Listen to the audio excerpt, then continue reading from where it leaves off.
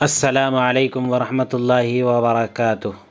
اگر زبان میں لکنت ہو، اگر زبان سے صفائی کے ساتھ بولا نہ جاتا ہو تو اس کے لیے یہاں پر ایک دعا لکھی ہے، زبان میں لکنت ہو۔ ہر نماز کے بعد اس آیت کو 21 دفعہ پڑھا کریں۔ ہر نماز کے بعد جو نیچے آیت قرآنی ہے، اس آیت قرآنی کو 21 دفعہ پڑھا کریں۔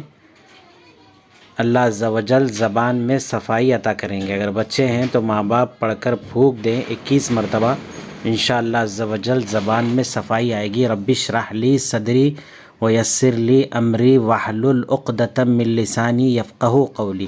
رب اشرح لی صدری ویسر لی امری واحلل عقدۃ من لسانی یفقہوا قولی۔ سورہ طٰہٰ 25 سے 28 نمبر کی آیت ہے۔ اس آیت کے 21 مرتبہ ہر نماز کے بعد پڑھ کر خود پر یا بچوں پر جن کی زبان میں لکنت ہے، اس کو پڑھ کر ان کے اوپر پھونک دے، انشاءاللہ عز و جل زبان کی لکنت ختم ہو جائے گی، جس کا ترجمہ یہ ہے: اے میرے پروردگار، میرا سینہ کھول دے اور میرا کام آسان کر دے اور میری زبان کی گرہ کھول دے تاکہ لوگ میری بات اچھی طرح سمجھ سکیں۔